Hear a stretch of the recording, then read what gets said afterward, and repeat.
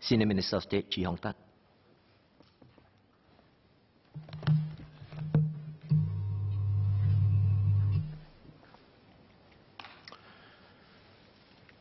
Mr. Deputy Speaker, I support the motion. Sir, we must and we will pursue economic growth. We must grow so that Singaporeans can have good jobs and opportunities. We must grow so that we have the resources to build our home, to take care of one another, and to protect ourselves. We must grow for our children, to give them a better future. Singapore is now a more mature economy. Our workforce will not increase as quickly as before. In GDP terms, we will not grow as fast as before. But growth is much more than just GDP. We can grow in many more dimensions. Earlier this week, Minister Chan Chun Sing painted the vision of Singapore Unlimited. We can grow in productivity so that our companies and workers do things smarter, faster, and better than others. We can grow in skills so that if you want to get difficult things done reliably and creatively, you will get it done through Singaporean workers and Singaporean companies. We can grow in innovation so that if companies want to create products and services to serve the fastest growing area in the world, which is Asia, they will come to Singapore to turn their ideas into reality. To grow, we must do three things. First, we must be pro-business in our rules and regulations. Second, we must be pro-Singapore. Believe that our local companies and workers can compete with the very best. And third, we must be pro-talent so that our people can have the best opportunities in Singapore. Sir, the government's role is not to pick winners or to think that we know how to run companies better than our entrepreneurs, that we know more about business operations than our workers on the ground.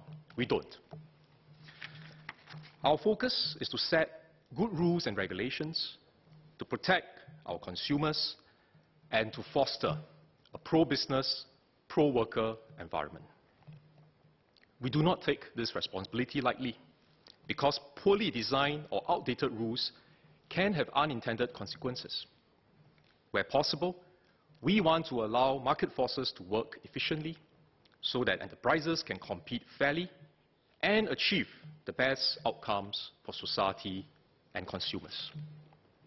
And we know we have to regularly review our rules because technology and business models change.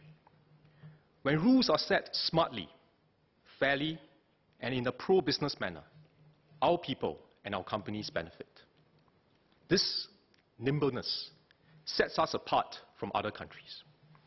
Companies want to set up shop in Singapore because they know that here they can operate in a trusted and reliable environment which is dynamic and connected with the world.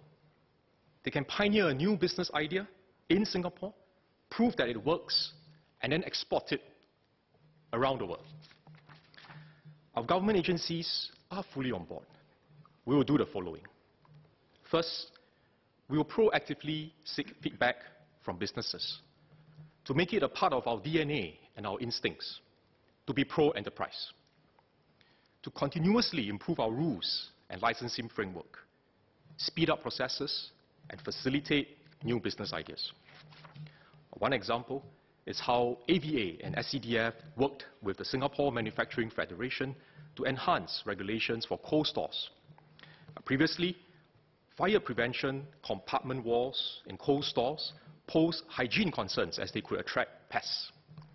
Based on industry feedback, the agencies worked with SMF to allow an alternative insulation material which will retard the spread of fire without posing hygiene risks. It is a win-win outcome which helped companies save several thousands of dollars per year for each cold store. It also demonstrated how government agencies can work with industry partners to adopt pro-business approaches without affecting regulatory objectives. Second, we will cut red tape and simplify our licensing regime to reduce compliance costs for business. The Pro-Enterprise Panel, or PEP, is currently working with the Association of Catering Professionals Singapore to do a deep dive into the regulatory requirements for the food sector. The food industry is not the biggest sector in our economy, but we chose to start with this as a pilot because we believe the regulatory improvements can benefit many of our SMEs and workers. Currently, companies can have up to 14 regulatory touchpoints with different government agencies before they can set up a food shop. We ask ourselves, is it really necessary to have 14 touchpoints? I believe we can do better.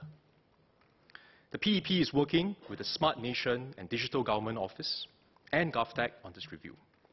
We have set for ourselves an ambitious target to streamline the 14 forms into one form, and to correspondingly reduce the time taken and license fees which companies have to pay to start a food business. I don't know if this pilot will succeed, but we will try. As Minister Ong Ye Kung advised us when we embarked on the review, think big, start small, act fast. We'll begin with this pilot, learn from the experience, and extend the concept to other sectors subsequently. I believe these moves can have a positive impact on businesses by reducing regulatory costs and speeding up the application processes. They also help to shape a more positive pro-enterprise culture amongst our government agencies. Third, we will encourage experimentation via mechanisms such as regulatory sandboxes. The Monetary Authority of Singapore has introduced a regulatory sandbox framework for the financial technology or fintech industry. This encourages stakeholders to experiment within a well-defined, safe space. Other agencies like MOH and EMA have also started their own regulatory sandboxes for telemedicine and the energy sector. There is some risk when we embarked on rules review and implement regulatory sandboxes. Some of the pilots could fail, and some of the new rules may not work well. But we have to try, as remaining status quo and playing it safe is simply not tenable when we have to compete with other cities in the world for ideas, for investments, and for talent. In such an environment, the most dangerous strategy is to make no bold moves. What is important is to learn from the failure and have the resilience to bounce back and try again. Being pro-business in our rules is much more than the economy. It is about shaping our social norms and our social compact. It is about supporting risk-taking and overcoming our fear of failure. In the process of trying something new, we learn and become more resilient and more resourceful. Such changes can have a significant and lasting impact on our societal culture and the kind of society we want Singapore to be. Recently, I met the 3 Singaporean students who started Binjai Brew: Rahul, Abhilash, and Hitesh. They are engineering students at NTU and spent a year together at UC Berkeley for their overseas attachment. Rahul did an internship with a brewery in Richmond, California, and that was when they picked up the interest and knowledge to brew their own beer. The 3 young men experimented with different brewing techniques. They adopted an engineering approach, building their own fridge to control the temperature settings, measuring the results of different recipes and brewing methods. After some months of trial and error, they produced good quality beer, which they then shared with their friends at NTU. Not just one variety, but 7 different types of beer. I've tried their beer. It is very good. Unfortunately, they were not able to continue with their brewing on campus. The students told me that NTU has been very supportive and encouraging and offered to help them to continue while complying with the law. The PEP Secretariat and I have also offered our help. We met the 3 students over dinner and had a good discussion on how our current licensing regime could be reviewed to lower the barriers of entry for microbrewers to test out new products during an initial trial period, before applying a more rigorous set of rules when they subsequently scale up their production and sales. My colleagues and I are looking into this proposal, and we will discuss with the regulatory agencies. Now again, I don't know if we can successfully implement this regulatory change, but we will give it a shot. I told Rahul, Abhilash, and Hitesh that I admire their enterprising spirit, their willingness to take risks and try something different, and their dedication in applying their engineering training to perfect the recipes and brewing techniques. These attributes will be valuable for them in future, whichever career path they choose. I hope more of our young people can have similar opportunities to pursue their passion and have support from their families and society to take a less trodden path. Next, we must believe in our enterprises and our people. Singapore companies and workers can compete with the very best in the world and come up on top. To thrive and grow, Singapore companies know they have to sell to the world. To develop products and services for the rest of the world, they have to prove their viability in Singapore. We must give them the opportunities and help them to succeed. The government will give fair consideration to Singapore companies when we procure products and services, to seek out creative and innovative ideas from our companies, to partner them in our government projects, to enable them to build up a track record to compete overseas. For example, the Health Promotion Board appointed Activate Interactive, a local SME, to develop the Healthy 365 mobile app and provide the STEPS trackers for the first season of National STEPS Challenge. All 100,000 trackers were taken up by our enthusiastic participants. Activate built on this success to spin off another company, ACTA, to venture into the wearables industry. ACTA is now able to hold a place in the wearables market among well-entrenched competitors such as Apple and Garmin. And it is developing new innovative products and expanding into overseas markets. We have many good local companies run by talented Singaporeans. I met Shafiq Yusof last month. He's the founder and CEO of Riverwood, homegrown logistics company. Shafiq dropped out of school when he was young as he had to support his family, but he never stopped learning. While working as a personal trainer, he picked up useful business lessons and ideas from his clients. He then started Riverwood, armed with only 2 vans and 4 employees. Through hard work, taking calculated risks, and learning from initial mistakes, Shafiq has grown his company to where it is today, with more than 60 vehicles and over 100 workers. More than 80% of his employees are Singaporeans. Shafiq also impressed me with his drive to constantly innovate and grow his business. Riverwood has applied technology and productivity measures extensively to boost its competitiveness. Last year, Amazon picked Riverwood as the vendor to deliver their products in Singapore. Shafiq is now looking at supplying halal food products to Japan. I asked him, why Japan? The country doesn't have a large Muslim population. He explained that the Japanese are interested in halal food products to serve the growing market of Muslim tourists and also to prepare for Tokyo Olympics 2020. So there is an opportunity for a company like Riverwood to enter the market and apply their logistics capabilities and the trusted Singapore brand name to ensure process integrity and quality assurance for halal food products. Third, we must have the best talent in Singapore. Sir, the government has rolled out several initiatives over the past few years to calibrate the total number of foreign workers in Singapore and safeguard the well-being of Singapore workers. These include training, skills upgrading for our workers under programs such as Skills Future, Professional Conversion Program, and Adapt and Grow.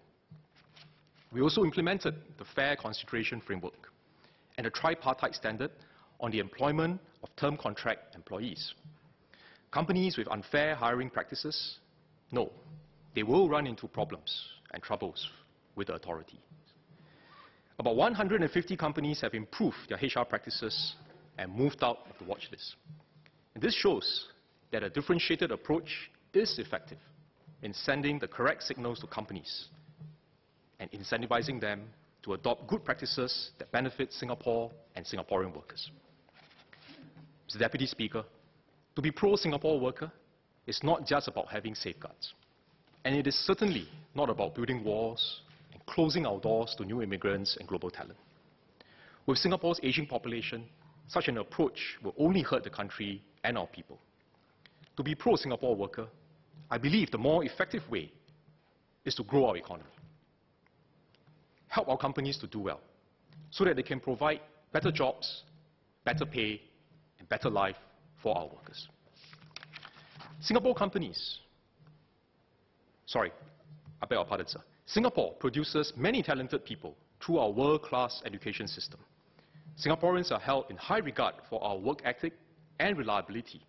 Our workers are highly skilled and trustworthy, and we have the ability to work in a diverse environment with people from different cultures and backgrounds. The Made in Singapore Dyson motto is a good example of how our people are collaborating with the best talent in the world. Dyson, a British company which manufactures household appliances like vacuum cleaners, uses its advanced manufacturing facility in Singapore to produce almost all the digital motors for their appliances sold throughout the world.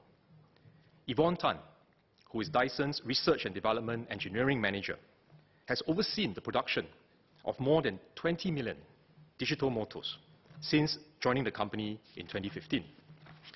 We also have Singaporeans holding senior positions in our MNCs. Linus Lee heads Twitter's data science team in Singapore. Clarence Chew led Decathlon's entry into Southeast Asia and Australia. Interacting with our students gives me confidence that our society and our education system have produced many young people with the resilience, resourcefulness, and gumption to compete with the best in the world. I recently attended a graduation ceremony at Ngee Ann Polytechnic, where I met Emmett Goh and Lynette Lau. Emmett did well at ITE and earned a place at Ngee Ann Poly. He won the Tay Eng Soon Gold Medal at the recent graduation ceremony. But it was not all rosy for him from the start.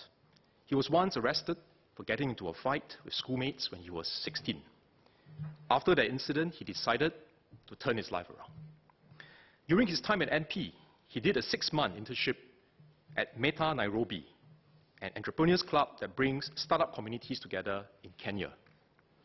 Emmett has many dreams he wants to pursue, including joining a private equity firm, running an exotic resort, and becoming an inspirational speaker.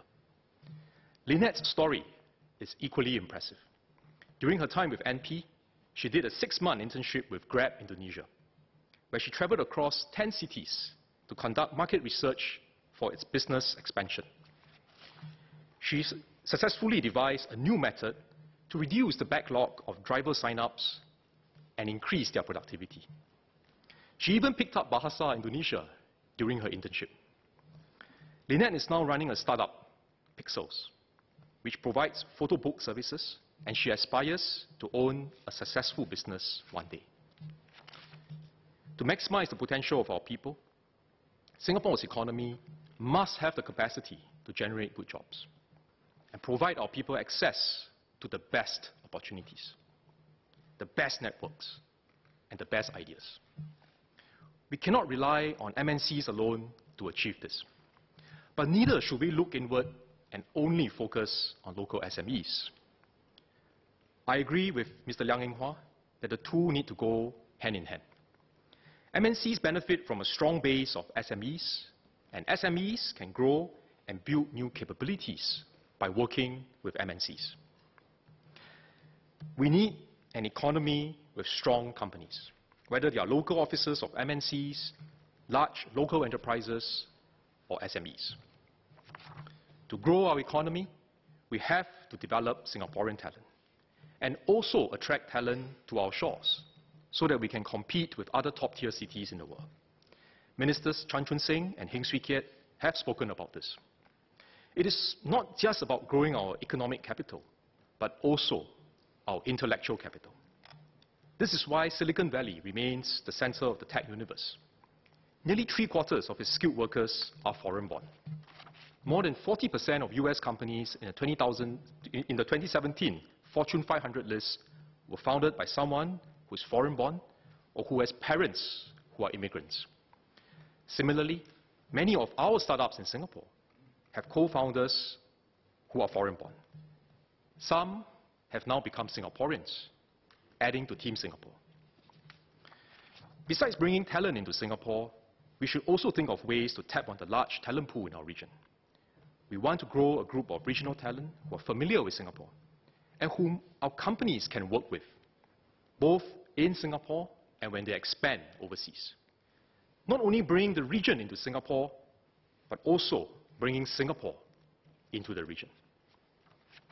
Enhancing such connectivity will provide more win-win opportunities and help our companies to succeed when they expand overseas, when they operate in Singapore. Ultimately, what we want is to strengthen Singapore to benefit Singaporeans. In a recent ST article, Maybank Kim economist Dr. Chua Hak Bin said, while there should not be a relaxation of the foreign worker policy across the board, there is a need to look at certain sectors which require talent from abroad to support their growth and allow Singapore to seize opportunities and be at the forefront of change. Dr. Chua is right. We cannot compete with other top-tier cities in the Premier League if we do not have the best talent. Mr. Ravi Menon, Managing Director of the Monetary Authority of Singapore, has framed the issue very well. He said, and I quote, "It is about growing the Singaporean talent base, as well as being a magnet for the world's talents. Most of all, being open in spirit and mindset, staying open to diversity, being comfortable working in multicultural settings, thriving in a globalized world, having an enterprising spirit, always seeking new and better ways to do things," unquote. I agree with Ravi that this is how we can create more opportunities for our people, to grow our economy, to enable our companies and our workers to do well, and to create a better future for our next generation. Sir, in Mandarin, please. 蔡其生先生认为，政府和企业之间应该互信互鉴。我同意他的看法，这能帮助政府更好地了解企业的需要，帮助企业取得成功。企业做得好，才能为员工提供好的工作，支持终身学习和技能提升。我从政之前，曾经多次和蔡先生接触，从他身上学到了很多东西，包括他从商的经验和见解。我记得，当时他身为中华总商会会长，我们一起合作，建设了在裕朗的商团中心 TAC 号。这是政府同商家商会合作的一个重要项目，宗旨在于支持商会的发展，以及加深政府同企业之间的合作，打造一个轻企业、轻员工的大环境。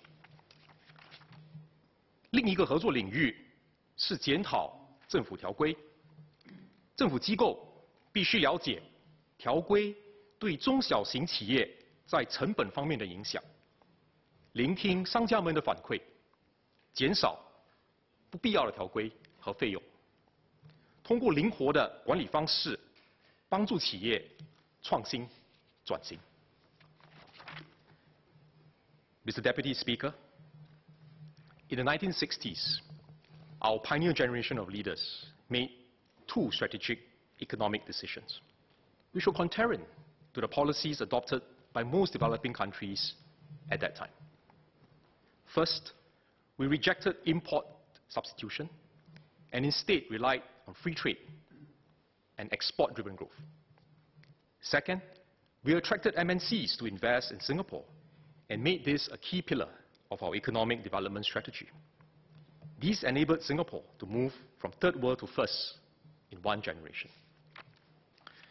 In the 1990s and 2000s, we made bold moves to open up our services sector ahead of other countries in Asia by privatizing government-owned entities in industries like telecommunications and power, and transforming our services sector through market competition. These changes spurred our local corporations to become more productive and more competitive. Entities like PSA, Singtel, and DBS are now leading companies in Asia, have created wealth, good jobs, and career development opportunities for many Singaporeans. And there's room for them to grow further by tapping on the rise of Asia over the next decade. We are now in a world where some countries are starting to turn inwards and become more xenophobic, less welcoming to trade and foreign investments. As a small open economy, Singapore must resist these forces of populism and protectionism. Let us have the courage to once again take a contrarian position by keeping Singapore open and connected with the world, and to boldly experiment with innovative ideas and transform our economy. And we must continue to grow so that we have the resources to hold our society together, to invest in our people, and build new infrastructure and capabilities. To achieve these goals, we need to be pro-business and pro-worker, and ensure that the fruits of economic growth can benefit all Singaporeans. During his 60th birthday dinner in 1983, Mr. Lee Kuan Yew said, and I quote, "The past 24 years were not preordained, nor is the future. There will be unexpected problems ahead, as there were in the past. They have to be met, grappled with, and resolved.